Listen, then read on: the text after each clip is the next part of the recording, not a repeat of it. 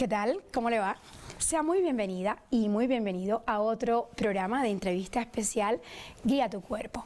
Y bueno, hoy hablaremos de un tema que me gusta muchísimo porque ha generado muchísimas preguntas. Es el tema de las adicciones. Hay adicciones a fármacos, a relaciones destructivas, al trabajo, a las drogas, a muchísimas cosas, pero bueno, ¿para qué les cuento más? Si tengo un experto buenísimo en nuestro estudio, es el doctor Mario Citalán, quien es psicoterapeuta. Bueno, primero que todo es médico, es psicoterapeuta y es experto en adicciones. Así que usted cuéntenos, doctor, sea muy bienvenido a nuestro programa de entrevista especial. Empecemos por, ¿qué son las adicciones, doctor? Hablar de adicciones es hablar de un tema bastante complejo porque tendríamos que hablar necesariamente de algo que es privativo de los seres humanos, que es el hedonismo, esta búsqueda de placer que tenemos y que al final de cuentas nos permite realizar muchas cosas básicas para la sobrevivencia, como la alimentación, como la reproducción. Y hablar de adicción podríamos decir de una manera muy simple, que es focalizar nuestra atención, nuestro tiempo, nuestras emociones, nuestra vida social a algo que nos gusta demasiado y que nos distrae de estar realizando otras actividades, nuestro desarrollo personal, el trabajo, etc. De ahí que tener una adicción como tal, la palabra adicción es privativo, dicción, hablar. El término adicción en términos generales sería sin hablar, sin poder hablar. ¿Por qué no se habla? Porque la persona está bloqueada, está esclavizada ante una situación que no le permite tomar decisiones. De tal suerte que la adicción también se llame dependencia, ¿no? Necesitar de algo para funcionar. ¿Y podemos hablar de tipos de adicciones? Podríamos hablar de varias cosas a las cuales un ser humano se puede hacer adicto, ¿no? Lo mencionabas en el intro, que puede uno volverse adicto a sustancias, a personas, a situaciones, a trabajar, a los juegos, etcétera. Como tal, cualquier situación que pueda ser sumamente agradable para un ser humano es susceptible de repetirse. Al final de cuentas, este hedonismo. Pero cuando la persona se esclaviza y dedica todo su tiempo a eso, estamos hablando de adicción. Doctor, ¿y a su juicio las adicciones aumentaron después de la pandemia o con la pandemia de la COVID-19? Definitivamente la pandemia vino a afectar notablemente la salud mental de la población mundial. Y parte de esto fue el aislamiento, la pérdida de oportunidades, el no tener trabajo, la situación económica. Al final de cuentas fuimos golpeados en muchos sentidos. Se provocó ansiedad, trastornos de ansiedad, definitivamente los trastornos depresivos se dieron al alta. Y las personas al final de cuentas, para buscar solucionar ese dolor emocional que tienen, pues buscan, llamémoslos entre comillas, analgésicos. Situaciones que se hagan sentir a la persona mejor en cuanto a cómo se están sintiendo, y es ahí la posibilidad de anclarse más fácilmente a todo esto que les mencionaba anteriormente. Entonces, definitivamente la pandemia vino a ser un gran disparador de adicciones en todo el planeta. No estamos hablando de países en general, estamos hablando de todo el planeta. Si hablamos, por ejemplo, de la adicción a las sustancias químicas como las drogas, ¿por qué una persona cae en ese tipo de adicción? Las drogas como tal, las sustancias que se utilizan de manera abusiva o sin prescripción, tienen la peculiaridad de modificar unas sustancias químicas que tenemos todos los seres humanos en nuestro cerebro que se llaman neurotransmisores. Estas sustancias químicas permiten a las personas emocionarnos, tomar decisiones, pero sobre todo el percibir la vida, el entorno, ¿no? Y nos permite también relacionarnos los unos con los otros. Las drogas lo que hacen es modificar estas sustancias químicas, alteran la percepción de la persona. ¿Y de qué manera? Y terrible, porque al final de cuentas hace que la persona ya no pueda funcionar sin esta sustancia. ¿Esos son los riesgos? Ese es el gran riesgo, ¿no? Que al final de cuentas las sustancias, las drogas son bastante gratificantes, son muy agradables, son satisfactorias. ¿Y por qué suelen ser tan placenteras las drogas?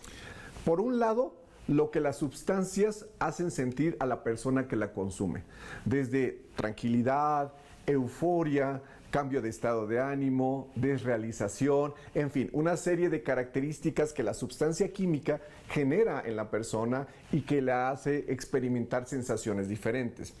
Pero también existe otra forma de experimentar placer, que es cuando la persona consume una sustancia y siente mejoría de algo que le hace sentir mal. En otras palabras, la sustancia puede llegar a disminuir una situación displacentera. Doctor Citalán, pónganos un ejemplo. Imaginemos una persona que tiene dificultades para hablar, para expresarse, que está ensimismada, que es tímida, que al final de cuentas se siente triste la mayor parte del tiempo, que es rechazada y de repente encuentra una sustancia que lo hace sentir más energía, lo hace sentir con más ánimos, aparentemente lo hace sentir más alegre y por un periodo corto de tiempo se siente mucho mejor. En ese momento está experimentando placer a razón que su displacer disminuye. Esta situación es una de las más comunes porque por un lado, la parte placentera de la sustancia sí es muy enganchante, pero lo que definitivamente es mucho más enganchante es cuando nos quitamos algo que nos molesta, algo que nos lastima, algo que nos duele, y que es precisamente lo que las drogas llegan a hacer, entrecomillado, en los primeros consumos, a disminuir el dolor de tipo emocional. Usted habla de una primera etapa, de la primera etapa de consumo, ¿y después qué viene? Cuando se tienen los primeros consumos con las sustancias, el efecto puede resultar muy gratificante para la persona, ¿no? En sustancias como los estimulantes, las personas llegan a referir que son tan intensas como un orgasmo. Es una situación muy fuerte. Con esta memorización, digamos, del placer, la persona busca seguir sintiendo esta misma sensación, pero ya no lo vuelve a hacer porque el sistema nervioso se acostumbra a las sustancias. A lo largo del tiempo, la persona, sin ser consciente, está buscando esa sensación tan placentera que obtuvo en las primeras ocasiones y que nunca más va a volver a tener. Porque solo se da en las primeras ocasiones. Solo se da en las primeras ocasiones. Y entonces el nivel de frustración es enorme, la búsqueda de ese efecto hace que las personas estén consumiendo en grandes cantidades y al final de cuentas se genera una alteración química cerebral, una alteración orgánica que hace la dependencia física en el caso de la adicción a la sustancia. Y ya eso es el momento de decir, peligro, mejor debe ir con un especialista. Doctor, pero ¿el ambiente tiene que ver con el nivel de consumo? Tiene que ver el ambiente, tienen que ver las situaciones socioculturales, la situación económica, la educación, el país, la forma de entender el consumo, lo que se observan en los medios sociales, en las redes. Hay demasiadas cosas que afectan a cómo las personas nos conducimos de manera general, cómo nos comunicamos y obviamente en cómo las personas consumen sustancias, en las cantidades y las sustancias que se ponen de moda, ¿no? Digámoslo así, como sabemos hoy día hay una sustancia que se está utilizando en grandes cantidades en Estados Unidos. Y que está provocando la muerte de muchísimas miles de personas. Doctor, nos llega una pregunta, parece que es de una mamá, a la cuenta de @isaentrevista, que es la cuenta oficial de nuestro programa, y nos dice, ¿cómo sé en la conducta de mi hijo que él está consumiendo drogas? Los cambios de estado de ánimo demasiado marcados. ¿Repentinos? Muy repentinos e intensos. Súbitos e intensos. Súbitos e intensos. El aislamiento, las personas con las cuales se están relacionando, en que se están ocultando o están ocultando mucho de lo que hacen, ¿no? El que permanecen demasiado tiempo en el celular y dirías, bueno, Mario, pero esto es normal, los chicos se la pasan todo el tiempo en las redes sociales o revisando sus WhatsApp, etcétera. Eso es una de las cosas que ha venido a facilitar mucho que los chicos consuman y que los padres pierdan ese control. ¿Y cómo resuelves este problema si tu hijo es adicto a las redes sociales y además adicto a las drogas? Tendríamos que conocer mucho con respecto a ambas situaciones. Tendríamos que conocer sobre sustancias y tendríamos que conocer sobre redes sociales. De ahí que sería prioritario que todo adulto que tiene un hijo adolescente tenga Facebook, Instagram, TikTok, Snapchat, WhatsApp, etcétera. A O sea, ver. tú quieres tener tu red social, perfecto, pero yo te sigo y tú me sigues. Yo voy a estar ahí.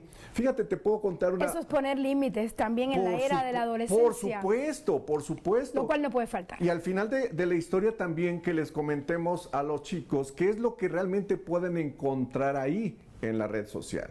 Porque de una u otra forma, cuando se entra esto en la adolescencia, lo que se busca es el reconocimiento, el like, el que estoy wow, ¿no? Claro. Mi hija cuando tenía 15 años me pidió, porque era de las chicas que todavía pedía permiso, de la oportunidad de abrir su Instagram porque quería subir videos de que canta, porque a ella le gusta cantar y todo el rollo. Me dice, ¿me das permiso? Y le digo, ¿sabes qué? Primero te dejo que pienses esto. Cuando estés lista para que te digan que estás fea, que estás gorda, que estás dientona, que estás terrible, que estás fea, que cantas asqueroso, que por qué diablos estás aquí, que mejor te dediques a escribir o a hacer otra cosa. Cuando tengas todo esto y estés lista para que te lo digan, en ese momento abre tu red social. ¿Qué edad tenía? 15 años. En ese momento ¿Y así lo abre hizo? tu red social. Se quedó con los ojos abiertos, así como de plato, y me dice, bueno, y se fue. A los 3 meses regresa y me dice, pa, ya estoy lista. ¿Segura? Sí, dale. Pero obviamente yo te sigo y tú me sigues, ¿no? Y hasta la fecha nos seguimos. Y yo vengo teniendo redes sociales mucho antes de que ella los tuviera, porque al final de cuentas yo me he dedicado a trabajar con jóvenes desde hace más de 25 años. Y nos permite introducir lo que nosotros sabemos, nuestra experiencia, a través de esos canales de comunicación con ellos. Bajo esa experiencia y circunstancia de que tiene una hija y le pudo ayudar, quiero pedirle que cuando regresemos de la pausa hablemos de cuál debe ser nuestra forma para lidiar con este tema de las drogas en familia, no solo a través del tema de las redes sociales. Ya volvemos muy rápido para regresar con el doctor Mario Citalán y esta plática sobre adicciones.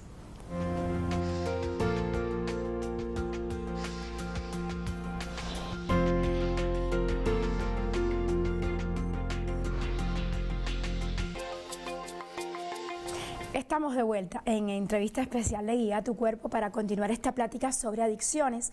Hoy nuestro experto es el doctor Mario Citalán, quien es psicoterapeuta y experto, valga la redundancia, en adicciones. Doctor, antes de irnos a la pausa, hablábamos de cómo debe ser nuestro lenguaje o la forma en que abordamos el tema de las drogas y de las adicciones a las drogas con nuestros hijos. Digo, por mencionar uno de los ejemplos de adicciones, pero el que más se da en la juventud, en los adolescentes, como usted decía, es el de las drogas. ¿Cómo debo abordarlo? Creo que algo que es muy importante tener en cuenta es que la sustancia por sí sola no va a generar la adicción. Aunque químicamente modifica las sustancias químicas cerebrales y esta modificación a lo largo del tiempo va a generar la necesidad de la persona para seguir utilizándola y no sentirse mal, lo que hace que una persona se vuelva adicta no solamente es la sustancia, sino son las situaciones que se encuentran alrededor. Una persona para volverse adicta necesita tener un estado anímico no adecuado, en su hogar. En su hogar como persona. Al final de cuentas vamos formando nuestra personalidad y vamos formando también la forma de entender los estímulos, lo que pasa alrededor y cómo nos emocionamos a razón de cómo nos han enseñado. De una u otra forma, el entender de qué se emociona mi hijo, cómo se emociona, parte de observarme a mí como padre. ¿Cómo estoy yo en este momento? ¿Cómo estoy yo como ser humano, como padre, como hijo, como hermano, como sobrino? ¿Cómo me siento conmigo mismo? ¿Cómo me siento con mi pareja? ¿Cómo mi pareja se siente conmigo? ¿Cómo estamos intercambiando información? ¿Cómo nos transmitimos afecto? Por eso que dicen en el argot público de que los hijos son esponjitas, ¿no? Totalmente. Según nos ven, según actúa, y usted lo decía, más que las palabras que decimos, aprenden de nosotros mismos. Así es. Y fíjate, entonces, para poder entender a nuestro hijo y observarlo, primero nos tendremos que entender a nosotros mismos y observarnos a nosotros, ¿no? En conferencias que he dado para padres, por ejemplo, ¿no? De repente hago una pequeña intervención y les digo, a ver, quiero que levanten la mano todas aquellas padres que quieran tener hijos felices, ¿no? Y levantan todos la mano. Hijos trabajadores, y levantan la mano. Hijos responsables, y todos levantan la mano, ¿no? Entonces les digo, bueno, uno de los principales problemas es que primeramente tendremos que tener estas características para transferírselas a nuestros hijos, ¿no? Y también hago un pequeño ensayo, ¿no? Es como decirle a un hijo. Coincido totalmente. Es como decirle a un hijo, imagínate, Isa, ¿no? Que el niño o la niña esté enfrente del papá y el papá diga, hijo, debes de ser feliz. Y el hijo le va a decir, pero tú lo eres. La vida es muy bonita. Vive feliz, hijo. Imagínate. No. ¿Qué forma de comunicar eso? Es impactante. Y es todo lo contrario. Así es. Y los padres consideran que ya le están dando lo necesario al hijo, ¿no? Ya cumplieron con su dosis formativa. Es correcto, cuando en mucho tiene que ver con cómo nos sentimos. Ser padres es una situación no tan sencilla, pero realmente es tener un estilo de vida óptimo, ¿no? Es tener una vida lo más saludable posible, mental, emocional, socialmente. Por eso son tan importantes estos espacios que nos hagan reflexionar sobre nuestra salud, sobre todo lo que implica ser persona y todo lo que nos puede beneficiar y perjudicar, porque al final de cuentas eso es lo que transmitimos.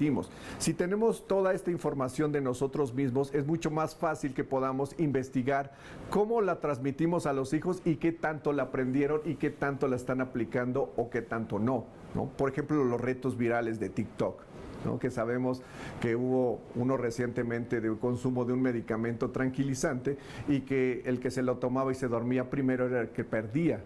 Es terrible eso de los retos. ¿Usted cree que eso es una adicción también? Más que adicción, es una información errónea que llega a los chicos y que de una u otra manera tendría que ser supervisado por los padres de los chicos. Y son los jóvenes los que están en mayor peligro de consumir, ¿cierto? Por supuesto, porque todavía no tienen la madurez cerebral para decir no. Para decir no y para entender lo que está pasando. De ahí que sea tan importante que nosotros como adultos, tanto los padres de los chicos como la comunidad en general, estemos pendientes de los chicos, acompañemos y les ayudemos a entender esto tan complejo que se llama mundo. Hoy ser joven realmente es algo bastante difícil, Aisa, bastante difícil. ¿Por qué? Y te lo voy a poner con un ejemplo bien sencillo. Pensemos que vamos a un buffet, a un restaurante, ¿vale? Y llegamos y hay 6 guisados riquísimos, ¿va? 6 guisados buenísimos. Entonces llegamos y decimos, uy, todo está muy rico, pero no vamos a poder comer los 6. Si somos muy tragones, vamos a comer 3. Si más o menos comemos 2 y regresamos al día siguiente y comemos otros 2 y regresamos al día siguiente y comemos los otros 2, ¿no? Y los disfrutamos, al momento que estamos comiendo los disfrutamos. Pero ¿qué pasaría si llegamos a un restaurante donde en lugar de tener 6 platillos hay 45 platillos? Todos maravillosos, riquísimos, la presentación es magnífica. Todos se antojan. Todos huelen, wow, es una ricura, Isa, ¿no? Entonces dices, se me antoja, no, pero está... No, pero está, no, es que al final de cuentas la persona consume 2 o 3 platillos, pero al momento que lo está comiendo se queda con el hecho... una insatisfacción. Exacto. Porque comes más con los ojos que con la boca. Exacto. No comí aquello, no comí por allá. Claro. Y entonces la persona no logra disfrutar lo que está viviendo en el instante y está viviendo lo que no pudo ver. Lo que no pasó. Pero usted mencionaba un tema muy interesante y es que hoy en día son más peligrosas las redes sociales y la información que cursan ahí, más que las amistades peligrosas, porque en mi época los papás estaban más preocupados porque, usted lo decía hace un ratito, por las amistades que uno tenía. Este cambio, ¿cómo se ajusta a los papás del día de hoy? ¿Qué hay que decirle a esos papás? ¿Qué hacían los papás de antes? Pues los papás de antes veían al niño, lo invitaban a su casa, hablaban con los papás para ver qué tipo de educación tenían, qué tipo de familia, salían a pasear juntos y ya decían, bueno, este niño, esta niña, está aprobado. Está bien, está aprobado, ¿no? Check, ¿no? Está perfecto, vale bien. Pero en las redes sociales, en el internet, no se puede hacer eso porque no estamos hablando de una persona, 2, a veces estamos hablando de cientos de personas que convive un chico.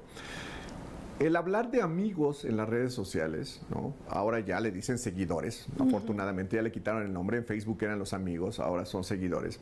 Son personas que simplemente dan un like o están ahí, pero no las conocemos, no sabemos su manera de ser, de pensar, de estructura, etc. Y con estas fantasías es con lo que viven los chicos. Viven con fantasías. Ay, tengo tantos amigos, ya tengo tantos seguidores. Mira, ya tengo 5,000 seguidores, ya tengo 10,000 seguidores. Y parten del disfrute de los seguidores.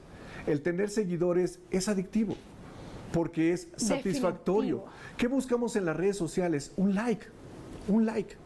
Yo en el momento, ¿no? Estoy ahorita y voy a sacarme una foto contigo para que vean que vine a ti en Telesur.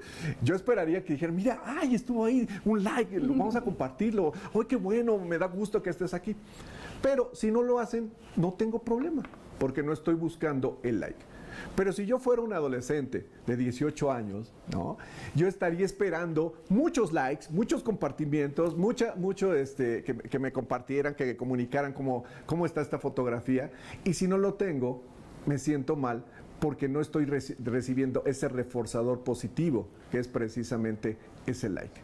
Las adicciones son búsqueda de reforzadores positivos, Aiza. ¿Y qué otras adicciones existen? ¿Te acuerdas que te mencionaba la adicción al trabajo? En un momento dado, esta parecería ser que no hay problema. Es más, las personas adictas al trabajo reciben reconocimiento y dicen, ay, mira qué trabajadora, qué trabajador es este hombre. Mira cómo se esfuerza por la familia, da todo por el trabajo. Y lo que sucede es que precisamente esta persona no tiene otras formas de obtención del placer y solamente lo obtiene a través del trabajo.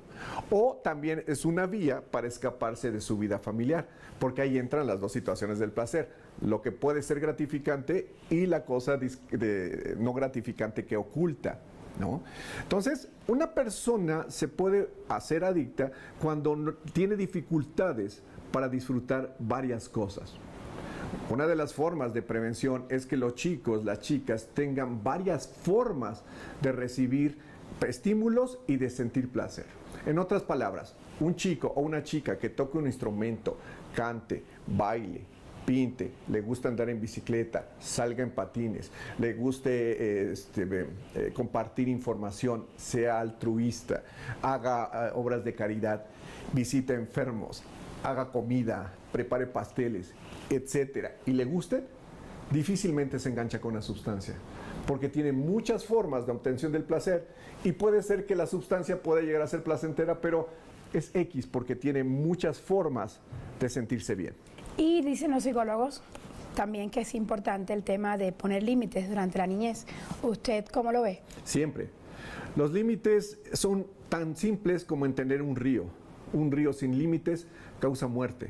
Un río con límites causa crecimiento, causa que haya vida alrededor de ellos. Los límites permiten a la persona disfrutar las cosas. Cuando yo les digo esto, dicen, no, espérame, si yo quisiera hacer lo que se me antoja. Entonces les pongo un ejemplo muy sencillo. Imagínate un juego de fútbol sin reglas.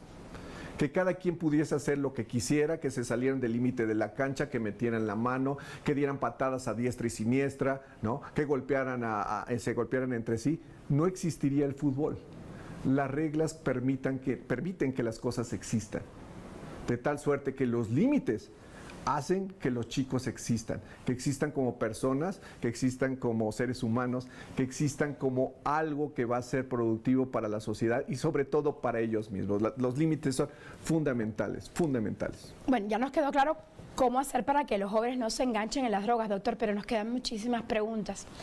Le voy a decir dos que nos llegan de las redes sociales y bueno, una de ellas llega a la cuenta de @IsaEntrevista, que es la cuenta oficial del programa, y nos preguntan si se puede dejar de consumir una vez que ya tienes una adicción. Sí es posible, pero es muy complejo.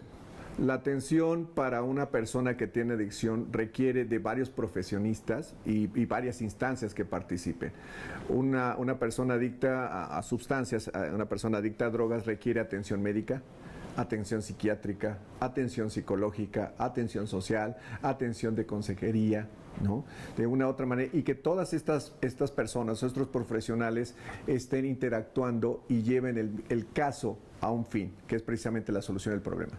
Usted nos hablaba también de la adicción a las relaciones destructivas.